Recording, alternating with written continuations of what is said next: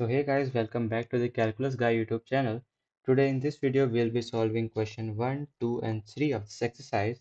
If you have any doubts related to the questions that I'm solving, you can comment it down in the comment box and I'll help you with that.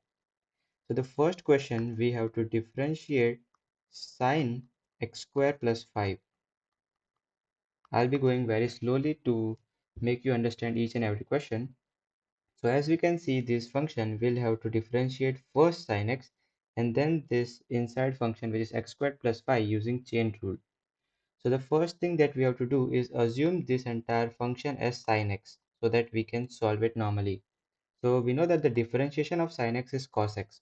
So we'll write cos, but instead of x we have this entire function. So we will write cos of x squared plus 5. Now using the chain rule, we know that we'll have to differentiate these function once again. So we'll have to multiply the differentiation, which is d by dx of x squared plus 5. And now if we solve it further, it would be cos of x squared plus 5 times differentiation of, we know that differentiation of x squared is 2x and differentiation of 5, which is a constant, is 0. So we don't have to write that. So now the final answer comes out to be 2x cos of x squared plus 5. This is the final answer. So now in question number 2, we have been asked to differentiate cos of sin x. We'll have to solve this using chain rule once again. So we'll assume this entire function as cos x, and we know that the differentiation of cos x is minus sin x, right?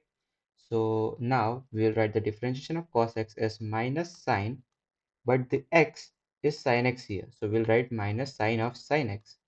And now we'll have to differentiate this function once again, which would be d by dx of sin x.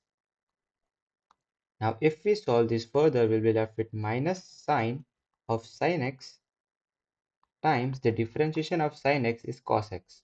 So we'll write cos x here, and now the final answer comes out to be minus cos x sine of sin x. This is the final answer. Okay, so now in the third question, we have been asked to differentiate sine of ax plus b. We know we'll have to do this once again using chain rule. So we'll assume this entire function as sin x, and we know that the differentiation of sin x is cos x. So we'll write the differentiation of sin x as cos x, but the x here is ax plus b. So we'll write cos of ax plus b, and we'll have to differentiate it again, which is d by dx of ax plus b, because we are using chain rule here to solve the differentiation.